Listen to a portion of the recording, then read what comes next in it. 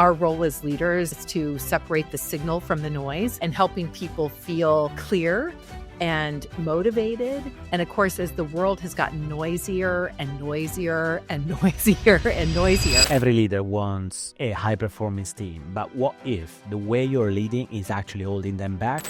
In a world of rapid change and AI disruption, the leaders who win aren't just strategic, they are human-centric. So how do you build deep trust without lowering expectations? And why is this the ultimate leadership advantage in 2025? In this episode, Cheryl Fields Tyler reveals the surprising shift that will define the future of leadership. So stay tuned, because this will change how you lead.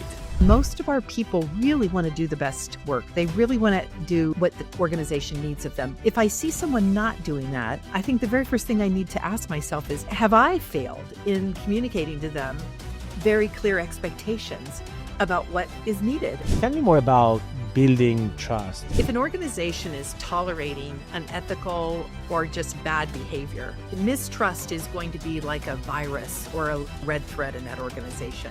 So what is the final advice you would like to give to leaders for 2025? The thing that people constantly underestimate or misunderstand or overlook is how important.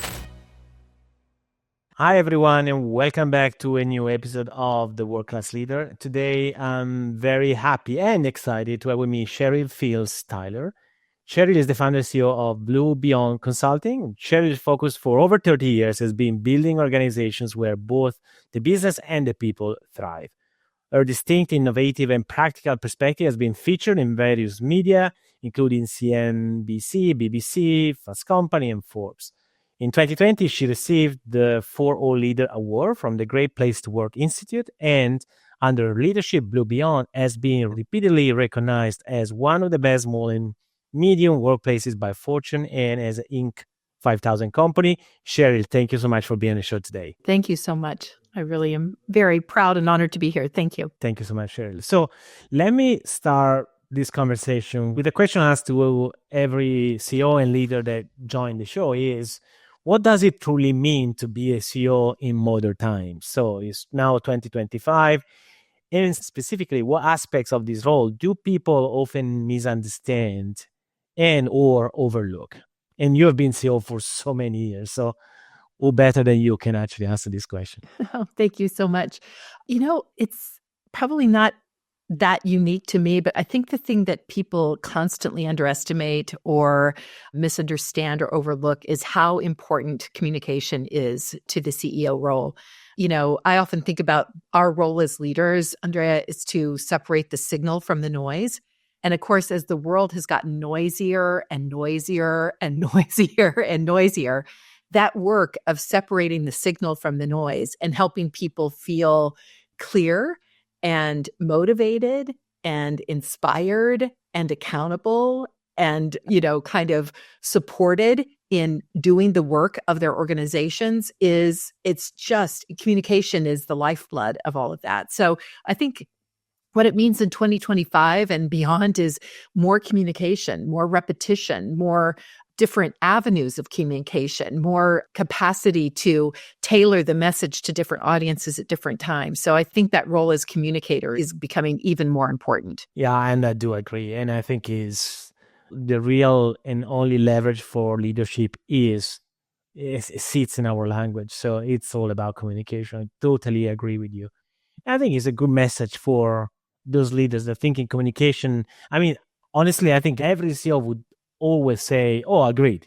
I totally agree. Communication is top of mind, but the reality is how you do it in practice.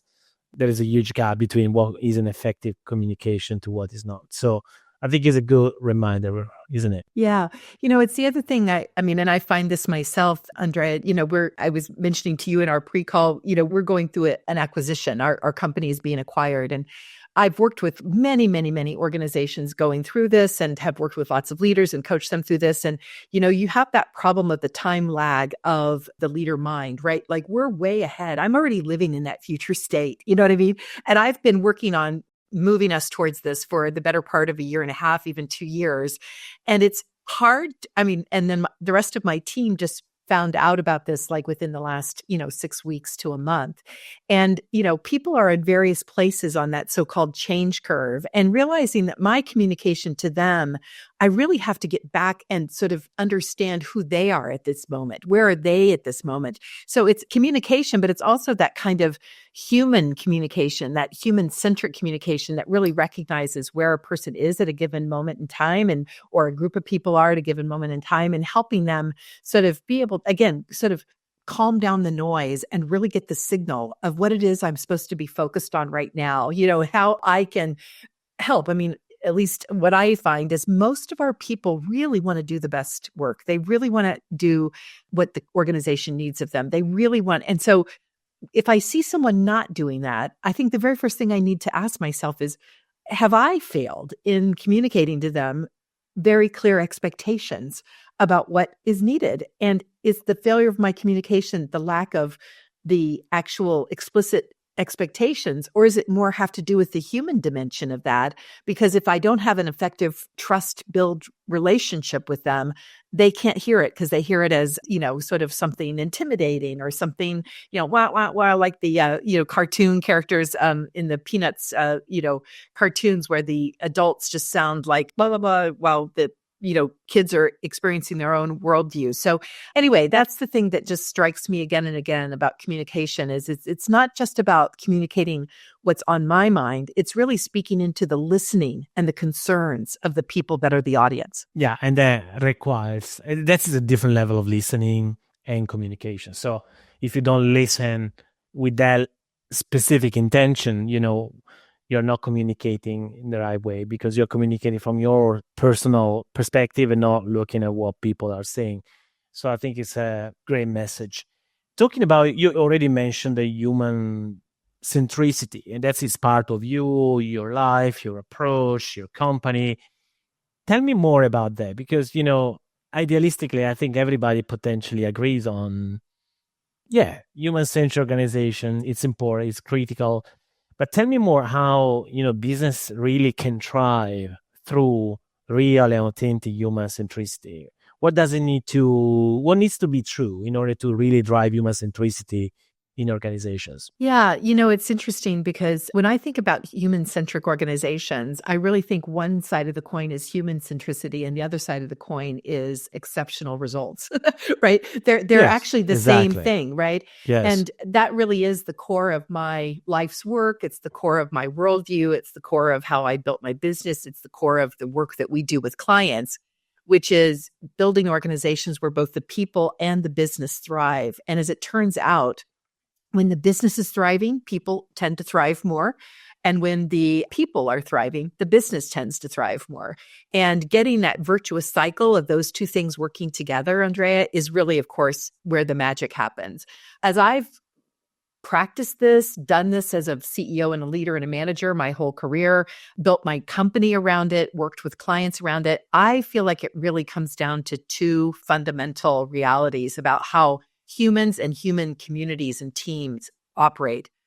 On the one side is deep trust. We have to have trust, reasonable expectations of predictable and relatively safe relationships within our workplaces, right? Psychologically safe, certainly physically safe, but psychologically safe. We need to understand where we stand. We need to have a sense of capacity for communication with one another. That deep trust is just the bedrock of every aspect of organizational life where high performance is going to happen. Deep trust, non-negotiable.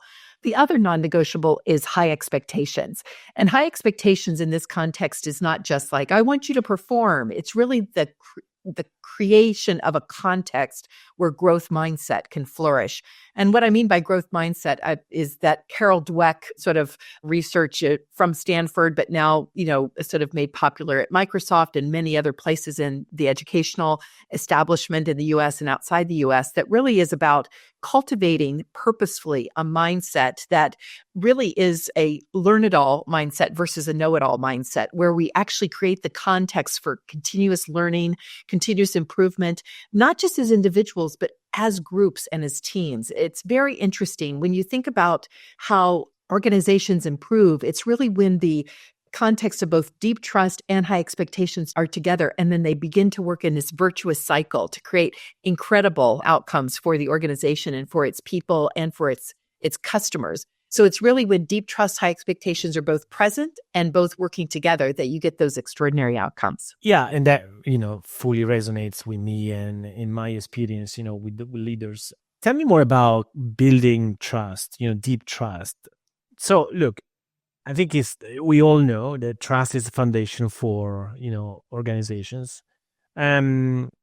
We also know trust, at least that's it's less known, it's more my personal view about trust, is trust as well psychological safety is not something that happens by default. It's something that that is created by design. So leaders need to have a proper intention and a commitment to drive the level of trust in organization. And I don't know whether you share the same view, because I think there is a little bit of, okay, great. Because there is a bit of, to me, unrealistic assumption that trust sometimes already exists. I just need to manage an existing level of trust. It doesn't happen that way. How can you really, given that we start from the same premises, how can we really drive trust in organizations, especially in those where the trust level is not that high? What leaders they need to start doing differently in order to do that? Yeah, I think about it in kind of a few dimensions. One is an overarching organizational kind of the weather sort of an organization, so to speak, I would say. And I'm going to start there and then kind of go down. The first piece is if an organization is tolerating unethical or just bad behavior, mistrust is going to be like a virus or a red thread in that organization. So the first thing that I think organizations that really want to get serious about building deep trust-based cultures, which is another way of building a high-performance organization, high-performance culture, is make sure that you don't have, essentially things that go against your values, behaviors that go against your values and your norms and ethics happening in the organization. And while you'd think in this day and age we don't have to talk about that, the truth is when we go into organizations and do culture assessments and things like that, Andrea, it's very curious to me how oftentimes there's this lore creating, kind of bad behavior that's one executive out of, 100 or 3 executives out of 300, right? That actually are creating this climate of mistrust in the organization, right? So dealing with poor behavior is absolutely essential, particularly at the leadership ranks, but even middle management and frontline managers. I mean, it is like a virus in an organization if organizations don't deal with poor behavior. I call that that's one aspect of that weather system, right? That is really, really important.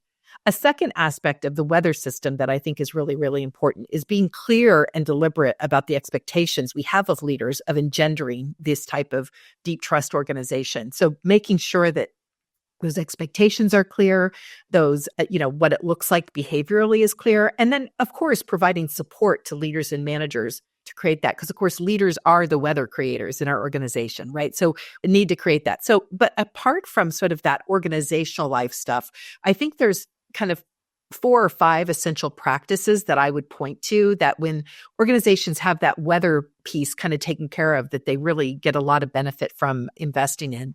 The first one is that we know one another as individuals and not just as, kind of roles. And this is where I think there's been some things that have gone wrong with the diversity, equity, inclusion, sort of movement in business in the US and otherwise. But I think one of the core principles of DEI that's really important here is that people get to be known as themselves, not as my projection of them, not as, sort of a, right. And this getting people to build interpersonal relationships where people feel known as themselves is hugely important.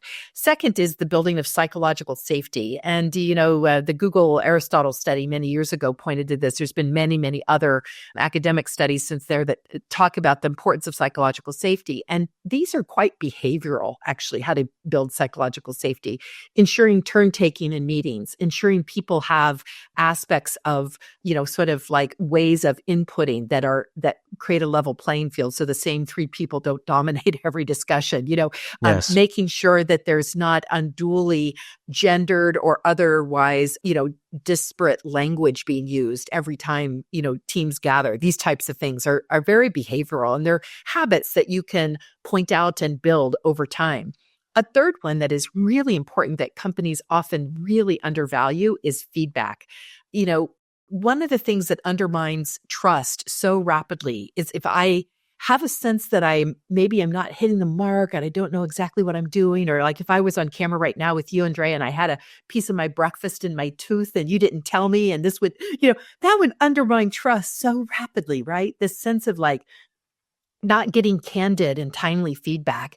And, I find when you talk with organizations, and again, we do so much of this kind of assessment, most organizations are really, really not good at feedback. They don't Yes. have, we don't know It's my how to do this experience well. too. Yeah. Exactly. So feedback is a huge part of building trust. And then the last one that I would just point to as a part of kind of the equation for building deep trust, really more at that kind of interpersonal level, is actually creating time for it. I know that sounds, kind of obvious, but the truth is that when you talk to managers about what's holding them back from building trust with their people, oftentimes the thing at the very top of the list is time.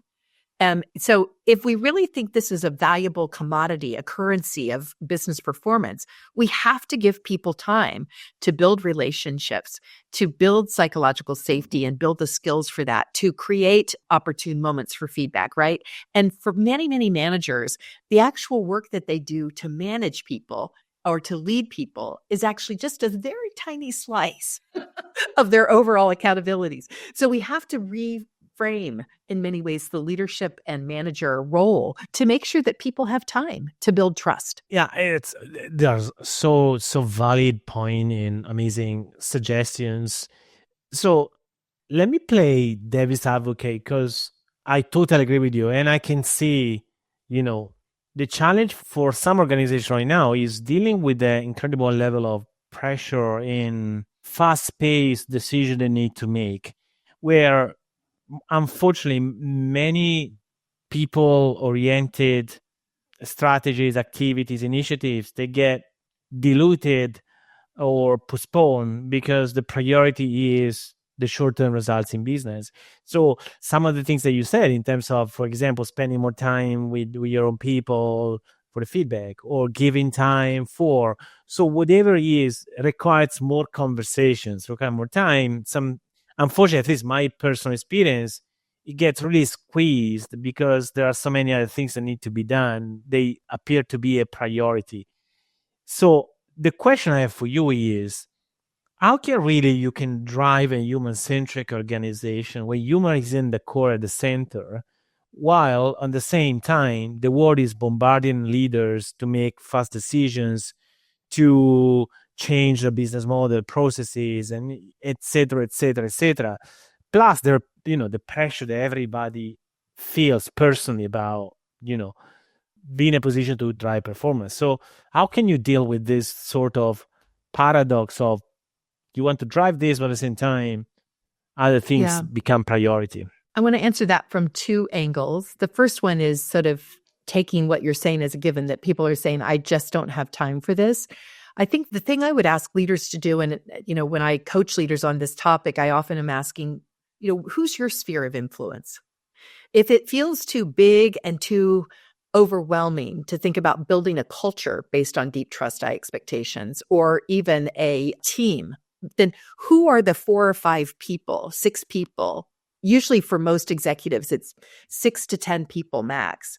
How do you then do that first with them? Let's get it down to the actual humans that you need to create. Because again, if we're thinking of ourselves as leaders, as the weather creators in the organization, we're doing that generally through the folks that are our direct reports, or even the subset of those direct reports, Yes. right? So, and if you ask people honestly, like, okay, I have 6 people in my sphere of influence that really are the critical people. Would business results be better if I strengthen trust and communication with those people? The answer is going to be yes. We all know that, Andrea, right? We all know that. And so the other question I would ask is like, well, which breakdown do you need to have before you know that this is the priority? And Yes. could we actually then just anticipate that breakdown and avoid it? Could we do that? Yes. So I think that's one just very practical way of thinking about it. The other side that I would say is that, I think that for most organizations that have this challenge, they're thinking of this is going to sound overly simplistic, but sometimes it just really helps to think, is like, which ones of the decisions you're making will not rely on people to affect the outcome? And honestly, it's probably going to be almost none of them, right? Yes. And so it's like, then is this, how many problems can we avoid if we just invest a little bit more here? And again, if you don't think about it as like we're doing everything at once, but we're starting with key leaders and their sphere of influence, and we're starting with their key leaders and their sphere of influence. It's interesting. A couple of years ago, I was working with an executive and their newly constituted cross-functional team. They had been given a mandate to drive, a really ambitious growth agenda that had been on the agenda of the company for upwards of 5 years. And there have been several other leaders take it on and failed. So the question, of course, on all their minds is, how is this going to be different, right? How is this going to be different? Yes. And of course, the first thing that they did is they did their marketing plan, and they did their, their product innovation plan, and they had all of their plans and their PowerPoints and their spreadsheets. And we all looked at it together, and it's like, okay, if we apply these things, how likely are we to have a different outcome? And to a person on that team, I think there were about 20 people on that team, they all said, very unlikely to lead to a different outcome. Every team that's tackled this before, were ahead of us, probably because they were seen as even better performers than us. They had even better spreadsheets. Like, what's different? So what we did, Andrea? We just stepped back and we mapped the internal stakeholders that could influence the likelihood of success. And they focused about 40% of their time in the first 3 months of their new team at bringing in those internal stakeholders and building trust and clarifying expectations. And that team succeeded beyond their wildest dreams by putting that work first, as opposed to making that the thing that would happen if there was a breakdown, anticipating the breakdown, seeing it before it happened, and then really making it their day job to manage those stakeholders and build trust and clarify expectations. They had a tremendous breakthrough. And that leader who led that team has now gone on to a much bigger job as a result of that. And he's still practicing this in his job. I just talked with him a couple months ago about talking through with him this new set of challenges he has in this very big international role, and how he's doing this differently, given that he doesn't have proximity and all these kinds of things. So I just bring that up as an example, because the truth is that it really is about prioritizing where we're going to have the greatest outcome for the effort we have. And I think for most, not all, I'm not going to make such a broad statement, but for many, many, many critical business initiatives, putting more time in the deep trust, high expectations efforts is going to lead to much greater outcomes for many of them. Oh, totally. I mean, I say the obvious, but for me, that is 100% accurate, and it resonates. And I think for many years, and for some people, the correlation between the humanity of an organizational approach to performance has been always very weak. It's been always difficult to demonstrate that performance are driven by the ability for organizations to put that at the core of their people.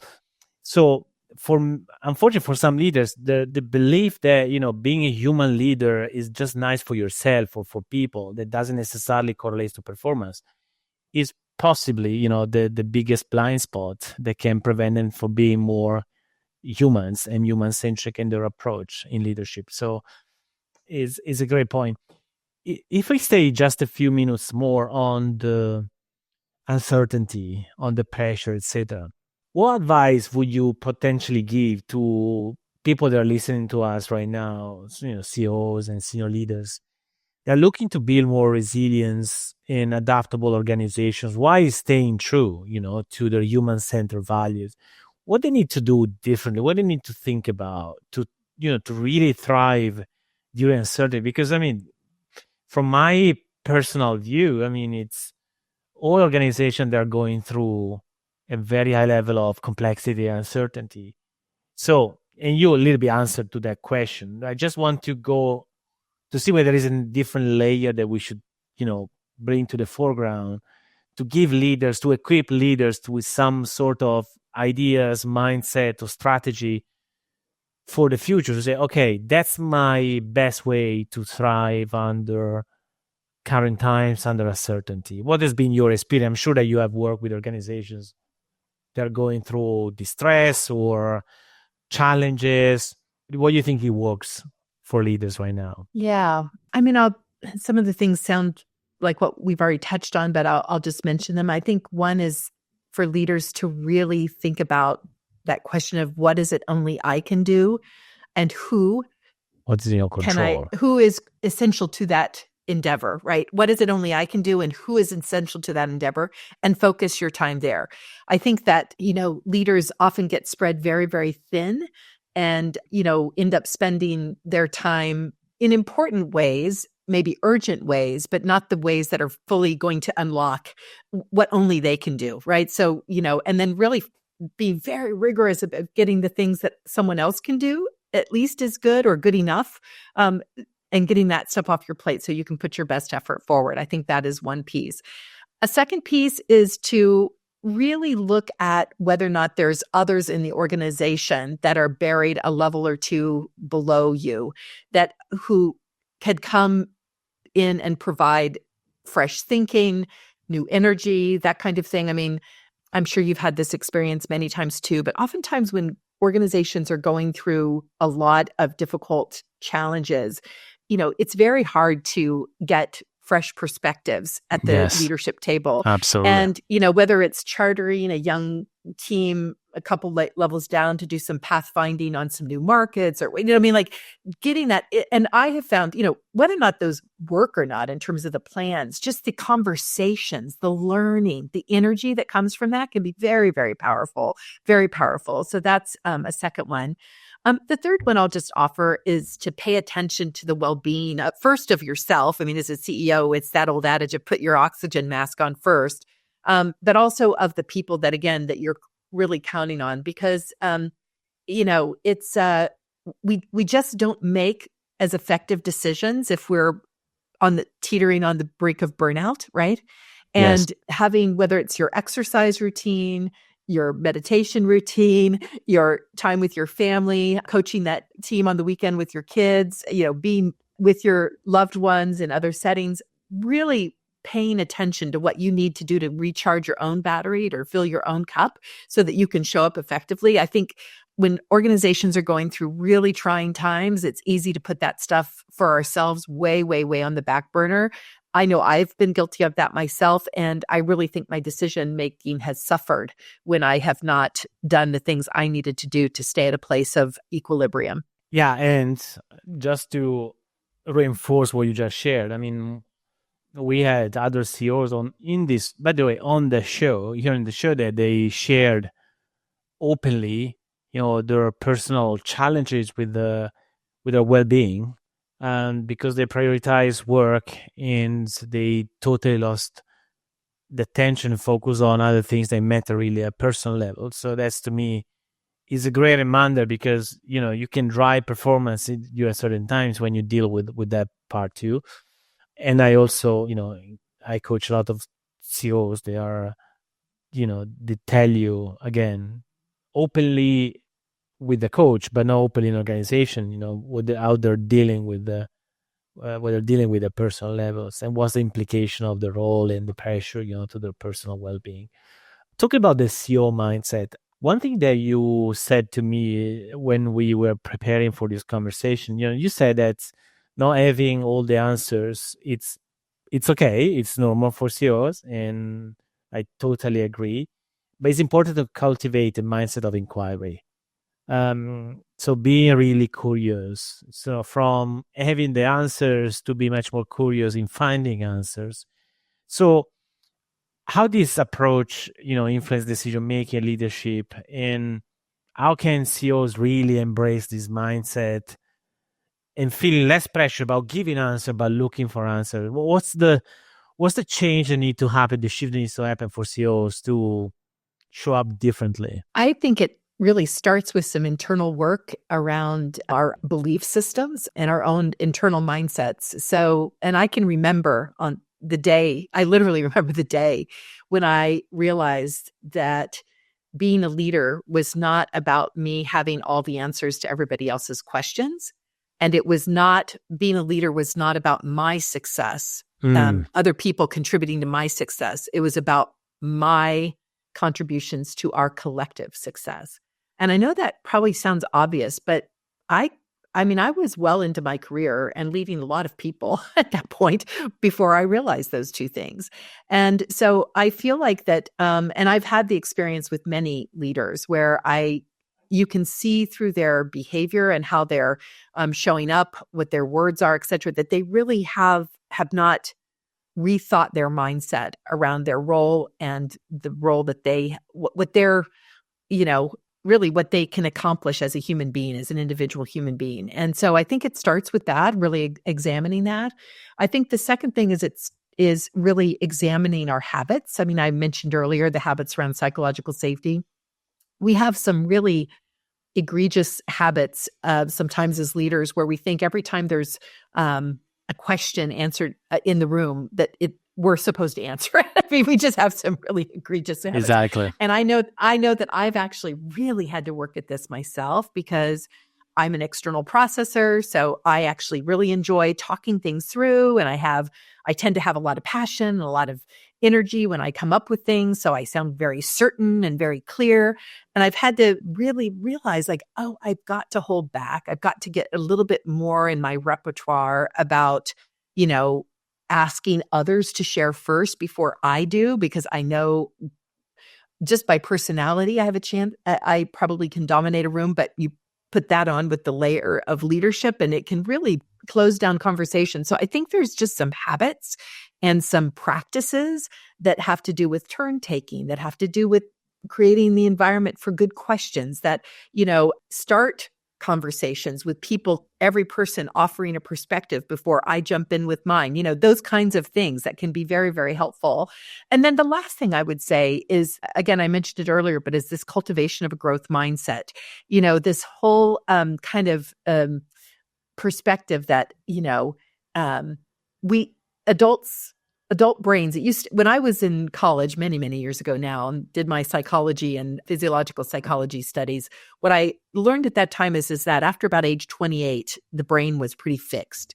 What we've learned in the last 10, 15 years in neurobiology It's totally is that is not true. Exactly. Yes, we are growing all the time. And the most important thing to create the conditions for learning and growth in the human brain is our thoughts.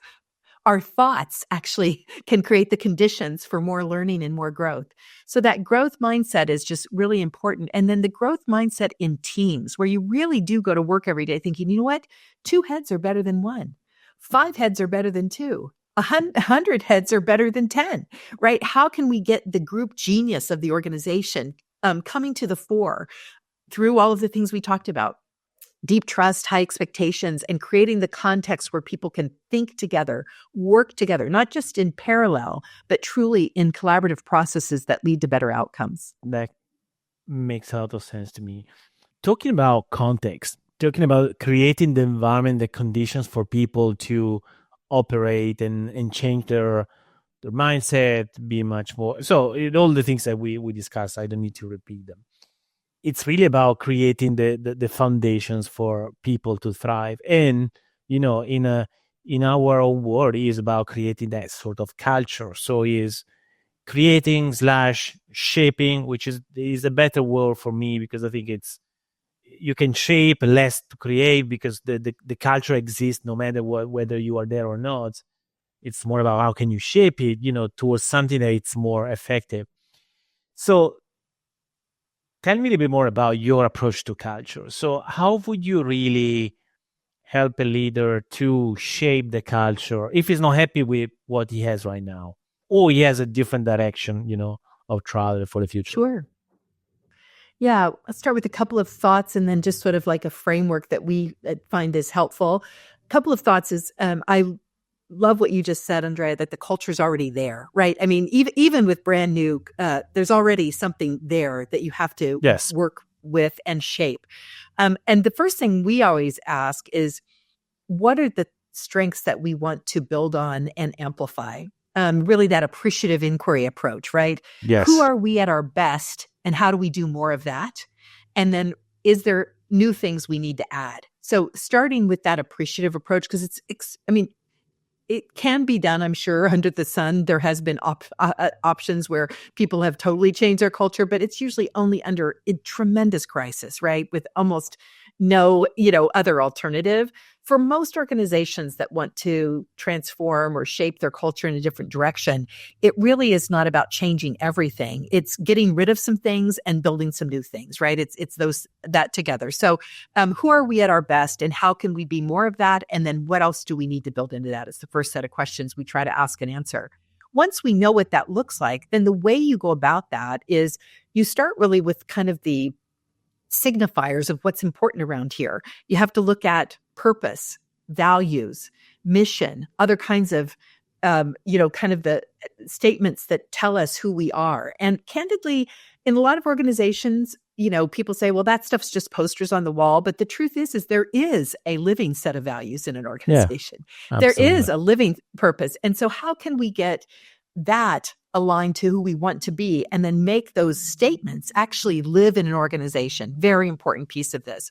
Second, and very intertwined, of course, is the words and deeds of leaders, how they show up. And again, I've alluded to that a couple of times. I mean, if you have a set of values and a purpose that you have 2 out of 100 leaders not aligned to, guess what? The whole organization is going to be very, very skeptical just because of that 2% problem that you have. So that words and deeds of leaders, and really supporting leaders in doing the kinds of things and leading in the kinds of way, communicating in the kinds of ways that amplify who we want to be at our best and what else we're trying to shape and build in our culture. Third are those kind of architecture of, people, processes, and other things that kind of signal to people how human behavior and capabilities are being shaped around here, right? So our performance management approach, our employee value proposition, sometimes even employee benefits. So for instance, I mean, this is a kind of a almost silly example, but it's very surprising. It's less true now post-pandemic, but before the pandemic, we heard a lot of companies talking about, we really care about your well-being. And every year, all of the well-being benefits are being stripped out of all of the, so it's a very, simple example. Yeah, it's incoherent. And so making sure that you have those coherent, aligned, critical people processes, and that architecture of processes aligned to your statement of purpose and to how leaders are showing up. And then the last piece for us is really this kind of, it's really that sort of weather creating system of communication, right? It's leader communication, but it's all the internal and employee communication, and how that creates the lore creating moments in an organization's life that show us, that give us that mirror of who we are at our best, and that are showing us that we're improving, those proof points that help people understand. And one of the things, the last thing I'll say is, as we, and that includes also externally, like with clients, with customers, with communities that we serve, right? These are, and then that becomes that virtuous cycle, right? Purpose, values, the way leaders show up, the architecture practices, the internal communications, and then how that's showing up externally. That starts to create this virtuous cycle of us really becoming and shaping the culture that we want for ourselves. I think the last thing is what I just alluded to there is that, cultures don't change, people change cultures. And so all of this is profoundly a human enterprise, right? And so the theoretical framework we use is social change movements. In a social change movement, you don't need 100% of people to be aligned on anything in order for you really just need those first leaders and then the fast followers. And then the kind of the beginning to change the conversation really happens because of the influencers that are happening in the organization. So understanding who are your influencers, how do you bring them on board? How do you create those influencers at lots of levels of the organization so that you're not just relying on the hierarchy, but also the kind of lived experience of the network of the organization? These are the elements that we find most effective and powerful as you look to shape culture. Yeah, and I totally agree. That's also my personal experience.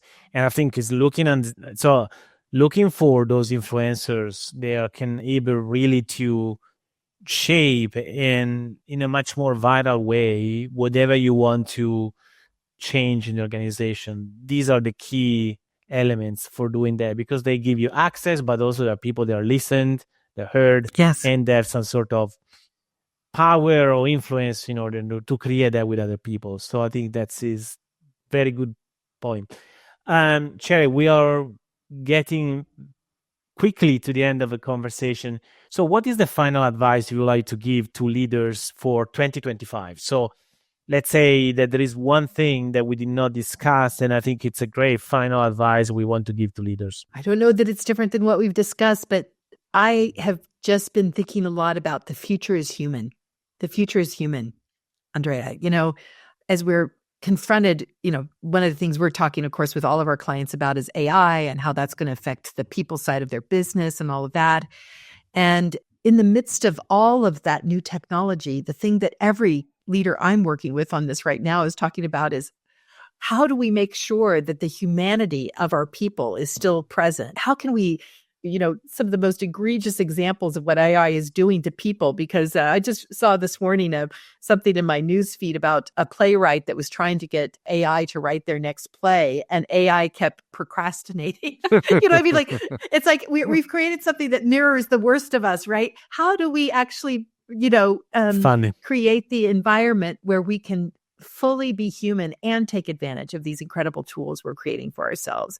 So my advice for 2025 is don't forget the future is human. And, I don't think I'm a Pollyanna, but I am an optimist. I do see the world as, by almost any measure, even with all the problems, even with all the challenges in all the ways, right?